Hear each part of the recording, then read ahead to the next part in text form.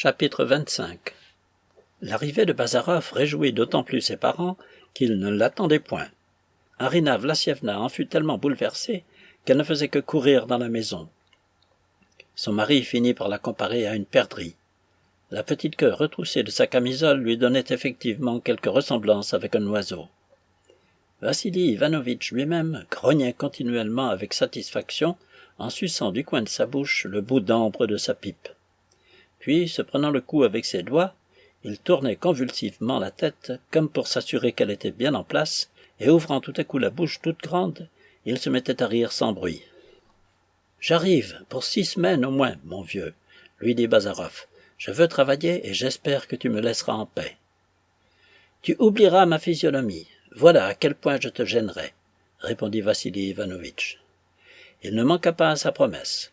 Ayant établi son fils, comme la première fois, dans le cabinet, il semblait presque se cacher de lui et empêcher sa femme de s'abandonner à son égard à une sensibilité trop démonstrative. « Je crois bien, lui disait-il, que nous avons un peu ennuyé Eniushchenka pendant son premier séjour. Il faut nous montrer plus sages maintenant. » Arina Vlassievna approuvait son mari, mais elle n'y gagnait pas grand-chose, car elle ne voyait son fils qu'au moment des repas et craignait de lui adresser la parole. « Eniushchenka, lui disait-elle, et celui-ci n'avait pas encore eu le temps de se retourner, que, passant entre ses doigts les cordons de son réticule, elle balbutiait « Rien, rien, ce n'est rien ».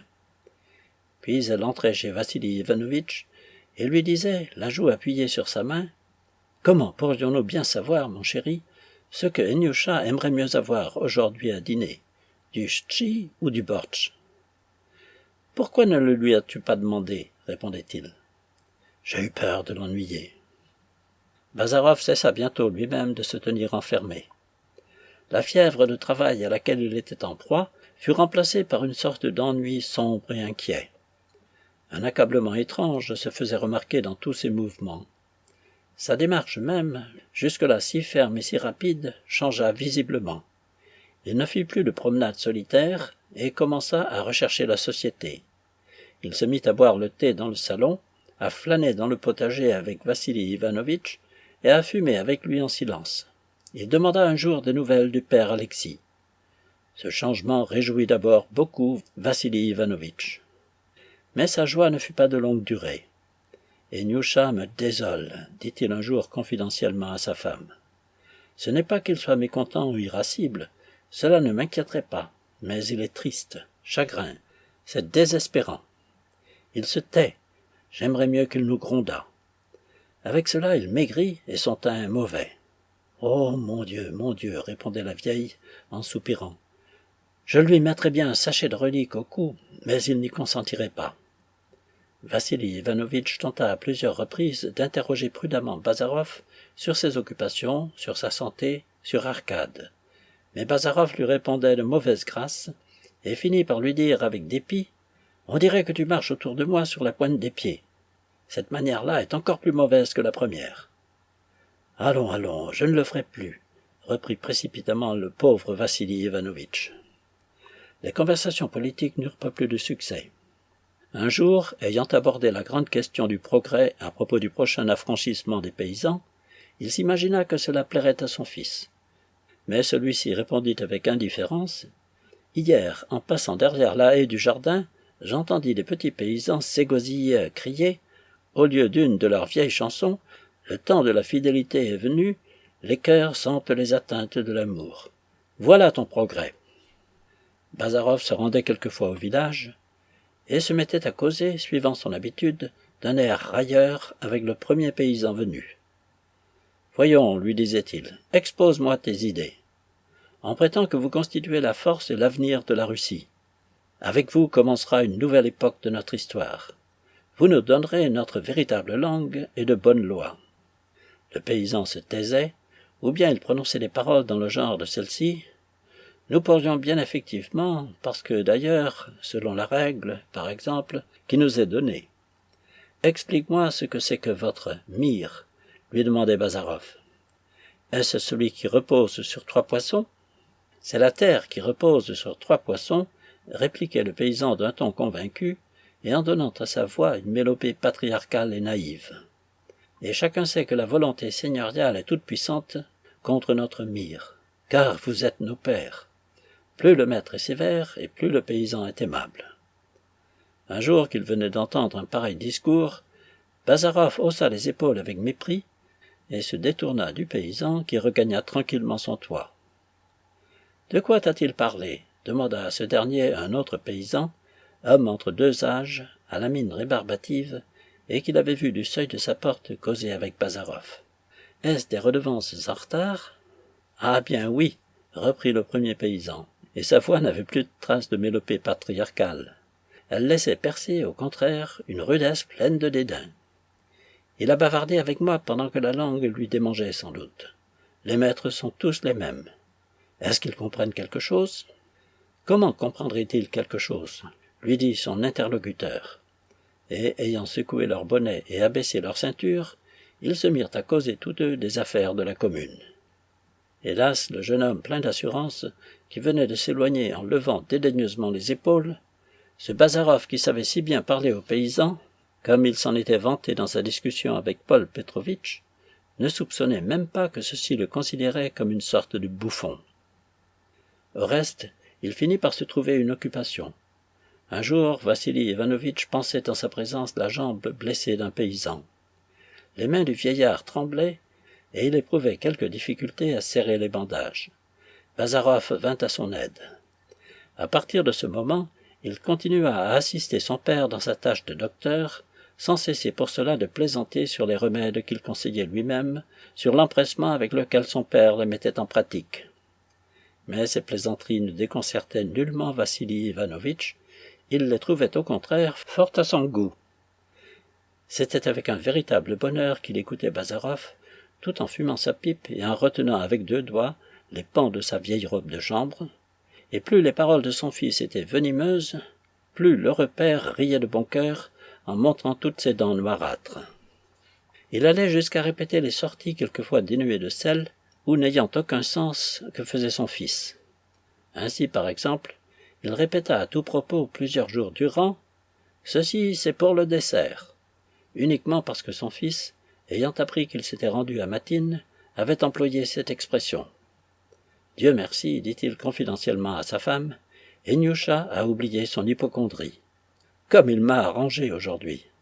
D'un autre côté, il ne se sentait pas d'aise en se voyant un tel aide. Cette idée lui inspirait un sentiment d'orgueil exalté. Oui, oui, disait-il à quelque pauvre paysanne enveloppée dans l'armiaque de son mari, et portant son kitschka à cornes, à qui il remettait une fiole d'eau de goudard ou un petit pot d'onguent de jusquiame. Tu devrais remercier Dieu à tout instant, ma chère, d'avoir amené ici mon fils. On te traite maintenant d'après la plus savante méthode du jour. Comprends-tu cela ? L'empereur des Français, Napoléon lui-même, n'a pas un meilleur médecin. La paysanne à laquelle il adressait cette exhortation, et qui était venue se plaindre de se sentir soulevée par de petits points, sans pouvoir expliquer le sens de ses paroles, écoutait Vassili Ivanovitch en le saluant jusqu'à terre et en tirant de son sein 3 œufs enveloppés dans le bout d'une serviette qui constituait son offrande.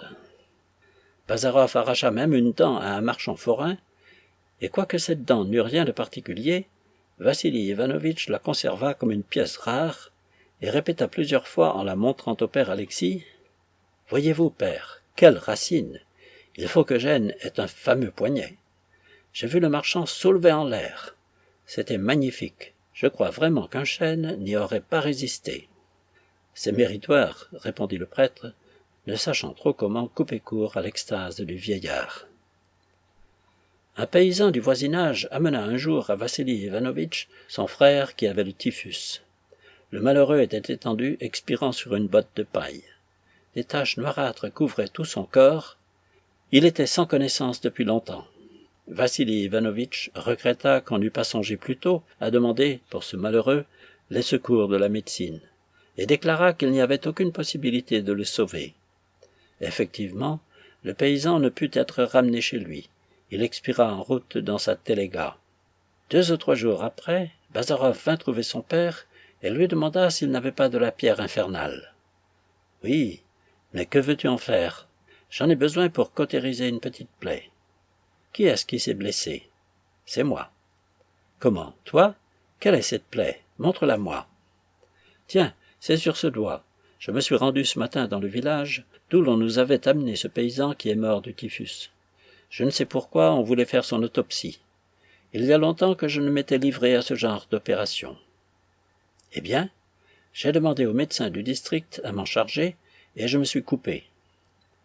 Vassili Ivanovitch pâlit subitement, courut sans prononcer une seule parole dans son cabinet, et en revint avec un morceau de pierre infernale.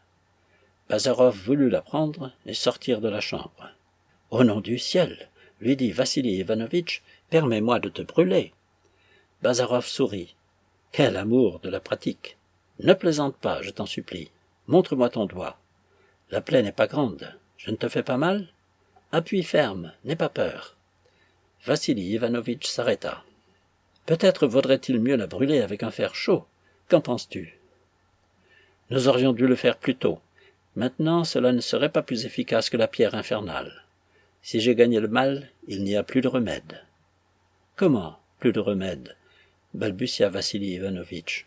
« Sans doute, il y a plus de 4 heures que je me suis coupé. » Vassili Ivanovitch appliqua de nouveau la pierre infernale sur la blessure. Le médecin du district n'avait donc pas de pierre infernale? Non. Grand Dieu, c'est incroyable. Tout médecin doit en être pourvu. « Si tu avais pu voir ses lancettes, reprit Bazarov, et il sortit. » Pendant le reste de la journée et le lendemain, Vassili Ivanovitch imagina toutes sortes de prétextes pour rentrer dans la chambre de son fils. Et quoiqu'il ne lui parlât point de sa blessure, et s'efforçât même de causer de choses insignifiantes, il le regardait si fixement et observait tous ses mouvements avec tant d'inquiétude que Bazarov perdit patience et le menaça de s'en aller. Vassili Ivanovitch lui promit de ne plus se tourmenter, d'autant mieux qu'Arina Vlassievna, à laquelle il n'avait bien entendu rien confié, commençait à insister auprès de lui pour savoir pourquoi il paraissait inquiet et ne fermait pas l'œil de la nuit. Il tint bon cependant pendant 2 jours, quoique la figure de son fils, qu'il observait constamment à la dérobée, ne le rassura nullement. Mais le 3e jour, il ne put plus se contenir. On était à table, et Bazarov, qui tenait les yeux baissés, ne mangeait rien. « Pourquoi ne manges-tu pas, Eugène ?» lui demanda son père en prenant un air indifférent. « Ces plats me semblent pourtant bien accommodés. »« Je ne mange pas parce que je n'ai pas envie de manger. »« Tu n'as pas d'appétit ? Et la tête, ajouta-t-il, te fait-elle mal ? » ?»« Oui. Pourquoi n'y aurais-je pas mal ?» Arina Vlassievna devint attentive. « Ne te fâche pas, je t'en prie, Eugène, » continua Vassili Ivanovitch, « mais permets-moi de te tâter le pouls. » Bazarov se leva. « Je te répondrai sans me tâter le pouls que j'ai de la chaleur. »« Et tu as eu le frisson aussi ? » ?»« Oui. Je vais m'étendre un peu. Envoyez-moi une infusion de fleurs de tilleul.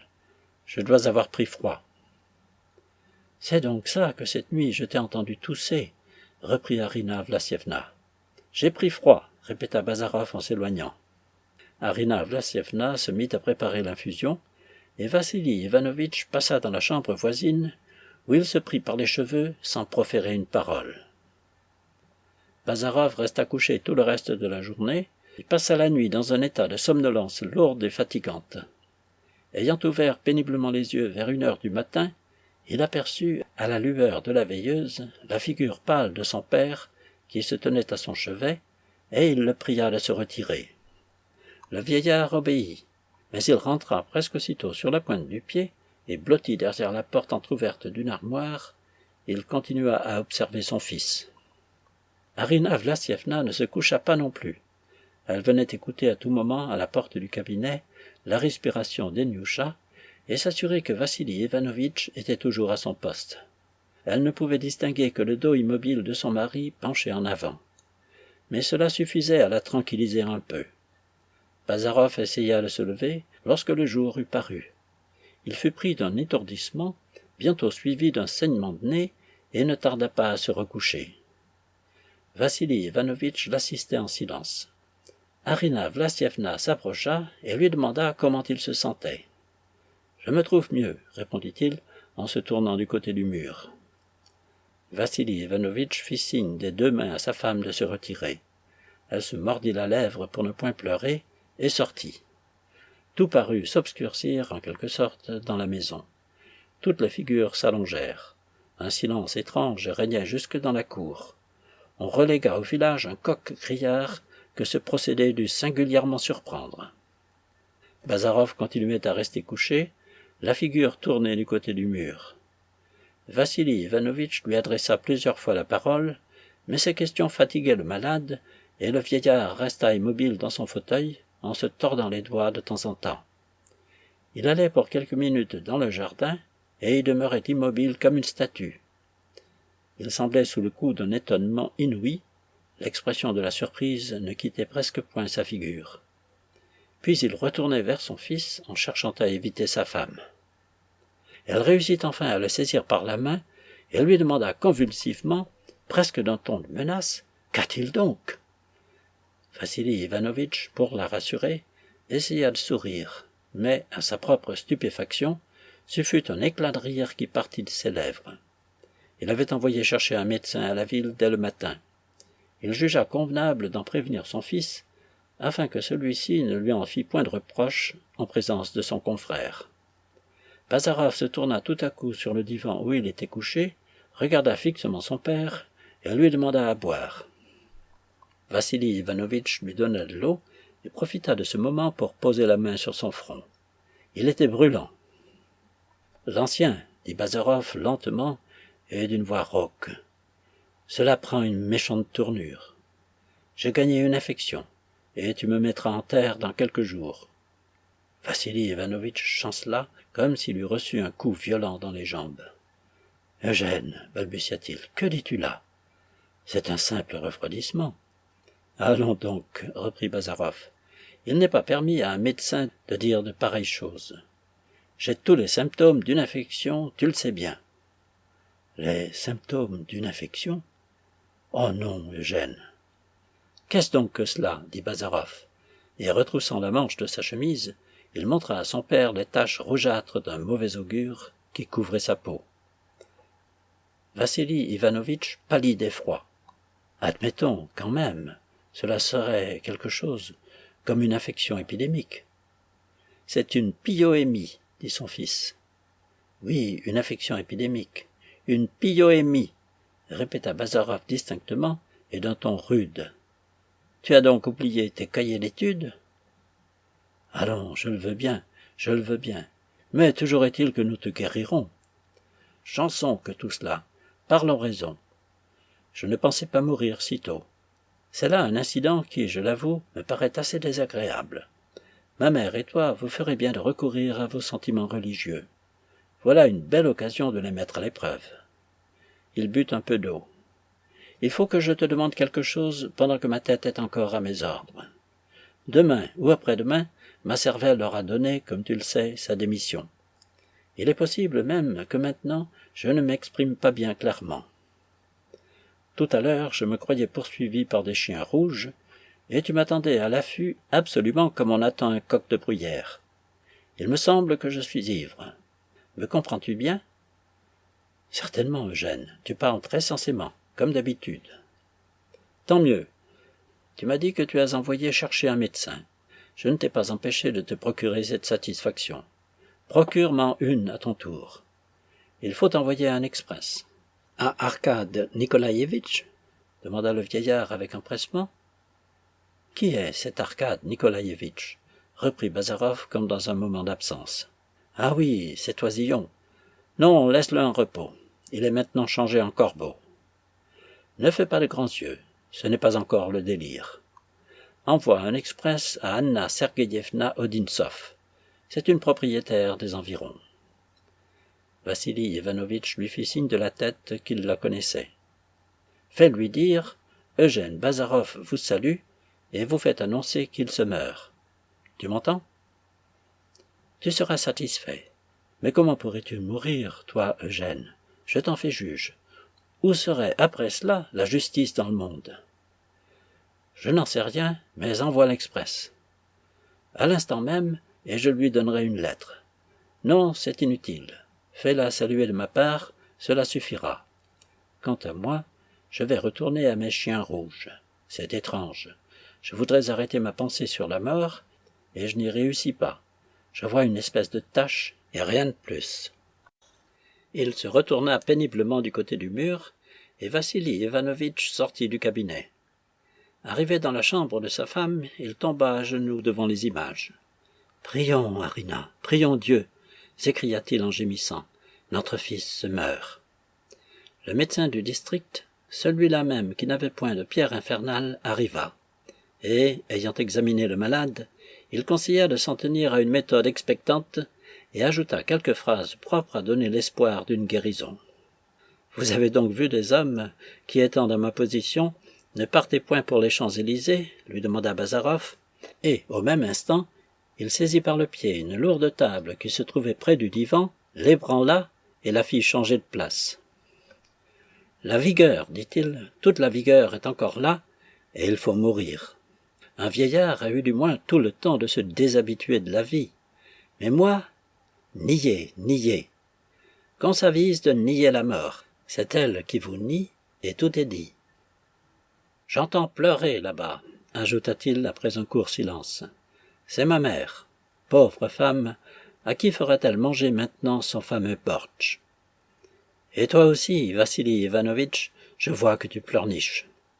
Si le christianisme ne te suffit pas, tâche d'être philosophe. Rappelle-toi les stoïciens. Tu te vantais, je crois, d'être philosophe. Moi, philosophe, s'écria Vassili Ivanovitch, et des larmes ruisselèrent sur ses joues. L'état de Bazarov empirait d'heure en heure. Les progrès de la maladie étaient rapides, comme c'est presque toujours le cas dans les infections chirurgicales. Il avait encore toute sa tête et comprenait ce qu'on lui disait. Il luttait encore. « Je ne veux pas délirer, » répétait-il à voix basse en serrant les poings. « C'est par trop bête. » Et il ajoutait aussitôt, « Qui de 8 ôte 10, combien reste-t-il » Vassili Ivanovitch marchait comme un fou dans la chambre, proposait toutes sortes de remèdes et recouvrait à tout moment les pieds de son fils. Il faudrait l'envelopper dans des draps froids. Un vomitif, des synapismes sur l'estomac, une saignée, disait-il avec effort. Le médecin qui l'avait supplié de rester l'approuvait, donnait de la limonade au malade et demandait pour lui-même tantôt une pipe, tantôt du fortifiant et du réchauffant, c'est-à-dire de l'eau-de-vie. Arina Vlassievna restait assise sur un petit banc près de la porte et ne quittait par moments cette place que pour aller prier. Peu de jours auparavant, elle avait laissé tomber son miroir de toilette qui s'était brisé, ce qu'elle avait toujours considéré comme un présage des plus sinistres. Anfissouchka elle-même ne savait que lui dire. Timofeïtch était parti avec le message du mourant pour Madame Odintsov. La nuit fut mauvaise pour Bazarov. Il était en proie à une chaleur dévorante. Son état s'améliora un peu avec le jour. Il pria Arina Vlassievna de le peigner, lui baisa la main et avala 2 ou 3 cuillerées de thé. Vassili Ivanovitch reprit un peu d'espoir. « Dieu soit loué, répétait-il, la crise s'est déclarée, la crise est passée. » Voyez, dit Bazarov, ce que peut un mot. Ce mot de crise lui est venu à l'esprit et il en est tout consolé. C'est une chose étrange que l'influence qu'ont les mots sur les hommes. Qu'on appelle un homme imbécile sans le battre, et il en est tout affecté. Qu'on le complimente sur son esprit sans lui donner de l'argent, et il se sent heureux. Ce petit discours rappela à Vassili Ivanovitch les sorties auxquelles Bazarov se livrait étant bien portant, et il en parut enchanté. « Bravo, c'est parfaitement vrai, et bien dit. Bravo, s'écria-t-il en faisant semblant de battre des mains. Bazarov sourit tristement. « Qu'en penses-tu, décidément » demanda-t-il à son père. « La crise est-elle passée ou se déclare-t-elle ?»« Tu te trouves mieux, voilà ce que je vois. Voilà ce qui me réjouit, » répondit Vassili Ivanovitch. « À merveille. Il est toujours bon de se réjouir. Mais a-t-on envoyé là-bas, tu sais ?»« Certainement. Le mieux ne fut pas de longue durée. Les accès se renouvelèrent. Vassili Ivanovitch se tenait auprès de son fils. Une angoisse toute particulière semblait tourmenter le vieillard.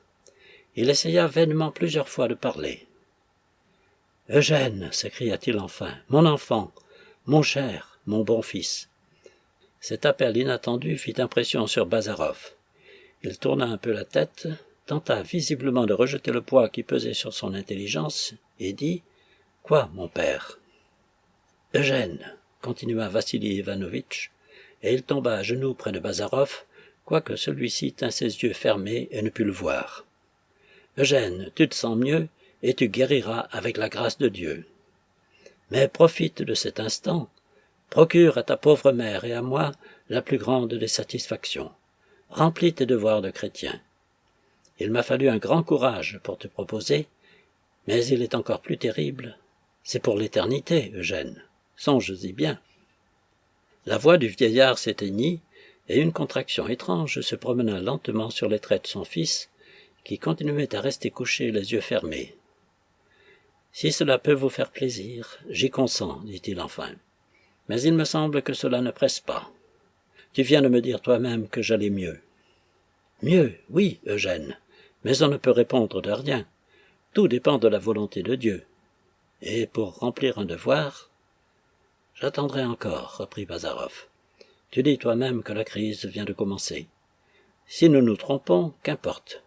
On donne bien l'absolution aux malades qui sont sans connaissance. Au nom du ciel, Eugène. J'attendrai pour le moment, j'ai envie de dormir. Laisse-moi. Et il remit sa tête sur l'oreiller. Le vieillard se releva, s'assit dans son fauteuil, et le menton appuyé sur la main, il se mit à se mordre les doigts. Le bruit d'une voiture à ressort, ce bruit qu'on perçoit si facilement au milieu du silence de la campagne, frappa subitement ses oreilles. Le roulement des roues légères approchait de plus en plus. On distinguait déjà le souffle des chevaux. Vassili Ivanovitch sauta du fauteuil et courut à la fenêtre. Une voiture à 2 places, attelée de 4 chevaux de front, entrait dans la cour de sa petite maison. Ne se rendant point compte de ce que cela pouvait signifier, mais saisi d'un accès de joie irréfléchi, il courut à la porte. Un laquais en livrée ouvrait la voiture, et une femme en mantille noire et la figure cachée par un voile en descendait. « Je suis madame Odintsov, dit-elle. Eugène Vassilitch est-il encore en vie? Vous êtes son père?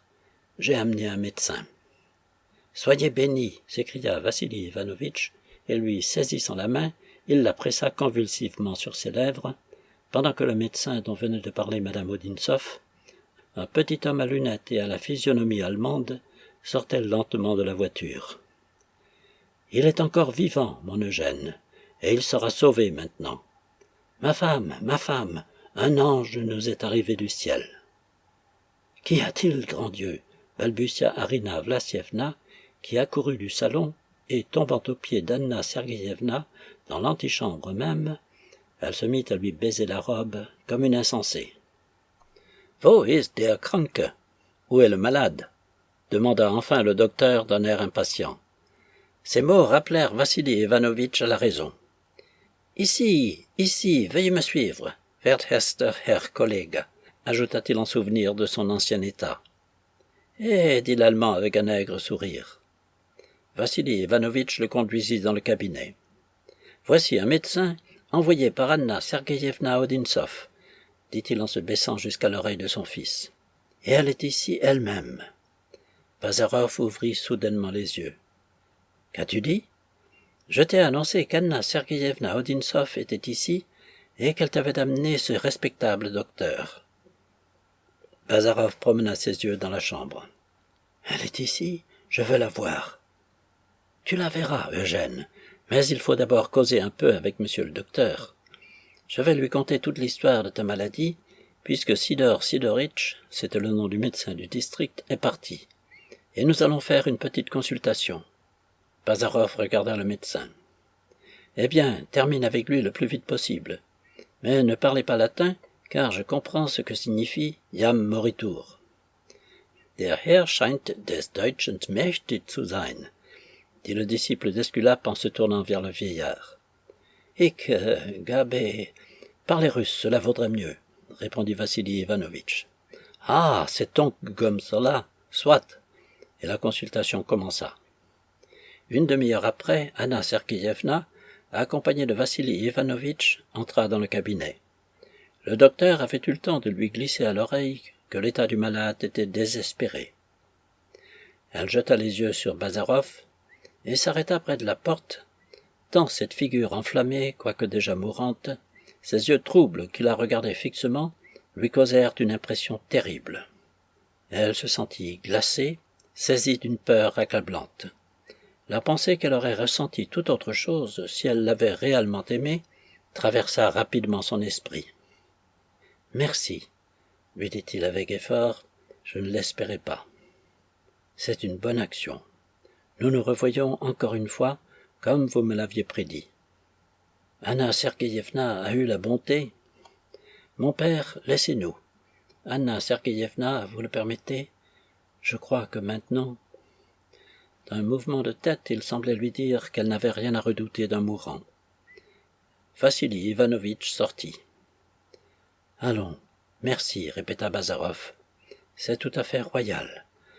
On dit que les souverains se rendent ainsi au chevet des mourants. Eugène Vassilievitch, j'espère. Non, Anna Sergeyevna. Ne cherchons pas à nous tromper. Tout est fini pour moi. Je suis tombé sous la roue. Vous voyez bien que j'avais raison de ne pas me préoccuper de l'avenir. C'est une vieille histoire que la mort, et pourtant c'est du nouveau pour chacun. Je n'ai pas peur jusqu'à présent, puis je perdrai connaissance, et pft, il fit un léger signe de la main. Mais que pourrais-je vous dire encore? Que je vous ai aimé? Cela n'avait pas de sens auparavant, et maintenant moins que jamais. L'amour est une forme, et ma propre forme va se dissoudre. Je vous dirai plutôt, comme vous êtes belle. Tel que je vous vois là, devant moi, Anna Sergeyevna tressaillit involontairement. Ce n'est rien, ne vous en inquiétez pas. Asseyez-vous là-bas. Ne vous approchez pas de moi. Le mal dont je suis atteint est contagieux. Anna Sergeyevna traversa rapidement la chambre pour se rapprocher de lui et s'assit dans un fauteuil près du divan. « Quelle générosité !» dit Bazarov à voix basse. « Comme elle est près, si jeune, si fraîche, si propre dans cette vilaine chambre. Allons, adieu. Vivez longtemps, c'est ce qu'il y a de mieux à faire, et jouissez de la vie tant qu'il n'est pas trop tard. Voyez quel hideux spectacle, un verre à moitié écrasé et qui se tortille encore. Je me croyais sûr d'abattre bien de la besogne. Mourir, moi? Ah bah, j'ai une mission, je suis un géant. Et à cette heure, toute la mission du géant consiste à mourir avec décence, quoique cela n'intéresse personne. Peu importe, je ne ferai pas le chien couchant. Bazarov se tut et se mit à chercher son verre de la main. Anna Sergeyevna lui donna à boire, sans ôter ses gants et en retenant sa respiration. « Vous m'oublierez, reprit-il. Les morts ne sont plus rien pour les vivants. Mon père vous dira que la Russie vient de perdre un homme qui lui était bien précieux. Ce sont des radotages. Mais laissez au vieillard ses illusions. À un enfant, tous les amusements sont bons, vous savez. Consolez-le, et ma mère aussi. Dans votre grand monde, vous ne trouverez pas de pareils gens, même en les cherchant une lanterne à la main. Moi, nécessaire à la Russie? Non, il paraît que non. Qui donc lui est nécessaire? Un cordonnier est un homme nécessaire, un tailleur est nécessaire, un boucher, il vend de la viande. Un boucher... Attendez, je m'embrouille. Il y a là un bois. Bazarov posa la main sur son front.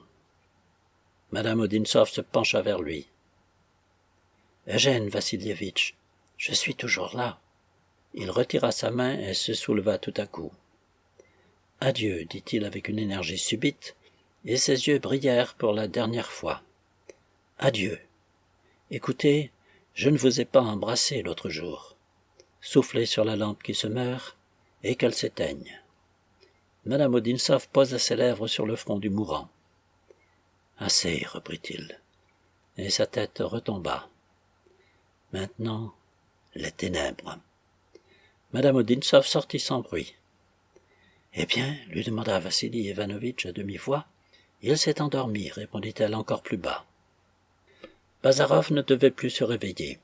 Il perdit complètement connaissance dans la soirée et mourut le lendemain. Le père Alexis lui rendit les derniers devoirs.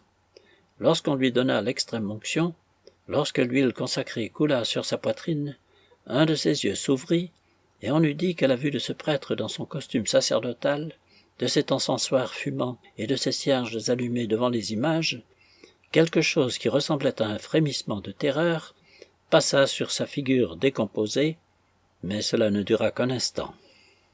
Quand il eut rendu le dernier soupir et que la maison retentit de gémissements, Vassili Ivanovitch fut saisi d'un transport subit. « J'avais promis de me révolter !» criait-il d'une voix enrouée. La figure enflammée et bouleversée, les poings levés comme s'il eût menacé quelqu'un en l'air. « Et je me révolterai, je me révolterai !» Mais Arina Vlassievna, tout en larmes, se pendit à son cou, et ils tombèrent ensemble, la face contre terre. Absolument comme deux agneaux, raconta ensuite Amphissouchka dans l'antichambre, comme deux agneaux au plus fort de la chaleur. Ils se prosternèrent en même temps et côte à côte.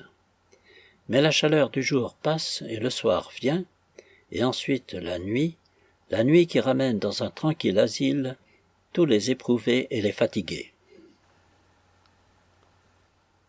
Chapitre 26. 6 mois après, l'hiver était venu. L'hiver, avec le terrible silence de ses gelées, la neige compacte et criarde, le givre rosé sur les branches des arbres, les dômes de fumée épaisse au-dessus des cheminées se détachant sur un ciel d'un bleu pâle et sans nuages, les tourbillons d'air chaud s'élançant des portes ouvertes, les figures fraîches et comme mordillées des passants, et le trot pressé des chevaux saisis par le froid. Une journée du mois de janvier touchait à sa fin. Le froid du soir condensait davantage encore l'air immobile, et le crépuscule couleur de sang s'éteignait avec rapidité. Les fenêtres de la maison de Marino s'éclairaient l'une après l'autre. Prokofitch, en habit noir et en gants blancs, disposait avec un air de dignité toute particulière 5 couverts sur la table de la salle à manger. Une semaine auparavant, 2 mariages avaient eu lieu, silencieusement et presque sans témoins, dans la petite église de la paroisse. Arkad s'était uni à Katia et Kirsanov à Fenitchka, et Kirsanov donnait un dîner d'adieu à son frère qui se rendait à Moscou pour affaires. Anna Sergeyevna était partie également pour cette ville, après avoir fait de riches cadeaux aux jeunes mariés. On se mit à table à 3 heures précises. Mitya était au nombre des convives. Il avait déjà une bonne en kokochnik de soie brochée d'or. Paul Petrovitch se trouvait placé entre Katia et Fenitchka. Les nouveaux époux étaient assis près de leurs femmes. Nos anciens amis avaient un peu changé dans ces derniers temps. Ils étaient embellis, ou du moins engraissés. Paul Petrovitch, lui seul, avait maigri, mais cela ajoutait encore à la distinction de ses traits. Fenitchka n'était pas la même non plus. En robe de soie noire, un large nœud de velours dans les cheveux, une chaîne d'or au cou, elle se tenait assise dans une respectueuse immobilité, non moins respectueuse pour elle-même que pour tous ceux dont elle était entourée. Et elle souriait comme si elle eût voulu dire « Excusez-moi, je n'y suis pour rien ». Au reste, tous les autres convives avaient le sourire sur la bouche et semblaient aussi demander pardon. Tous se sentaient un peu embarrassés, un peu tristes, et pourtant parfaitement heureux. Chacun avait pour son voisin des prévenances plaisantes. On semblait s'être donné le mot pour jouer je ne sais quelle comédie pleine de bonhomie. Katia était la plus tranquille de tous. Elle regardait autour d'elle avec confiance, et il était facile de voir que Kirsanov l'aimait déjà à la folie. Il se leva avant le dîner, un verre de vin de champagne à la main, et se tournant vers Paul Petrovitch, « Tu nous quittes, mon cher frère, lui dit-il. Pour peu de temps, je l'espère, mais je ne puis pourtant pas résister au désir de t'exprimer combien nous, le malheur est que nous autres Russes, nous ne savons pas faire de speech. Arkad, parle à ma place. Non, papa, je ne m'y suis point préparé. Tu es toujours mieux préparé que moi. Enfin, mon cher frère, permets-moi tout simplement de t'embrasser et de te souhaiter tout le bonheur possible. Reviens ici le plus tôt que tu pourras. » Paul Petrovitch embrassa tout le monde, sans en excepter, bien entendu, Mitya. Il baisa en outre la main de Fenitchka, et celle-ci la lui tendit assez gauchement. Puis, ayant bu un second verre de champagne qu'on venait de lui verser, il s'écria avec un profond soupir « Soyez heureux, mes amis, farewell !» Ce petit mot d'anglais passa inaperçu, tous les convives étaient trop émus. « À la mémoire de Bazarov » dit Katia à l'oreille de son mari, et elle trinqua avec lui. Arcade serra la main de Katia, mais il n'osa point proposer ce toast. Tout est fini, ce me semble, mais quelques-uns de nos lecteurs souhaiteront peut-être de savoir ce que font à cette heure les divers personnages dont nous venons de parler.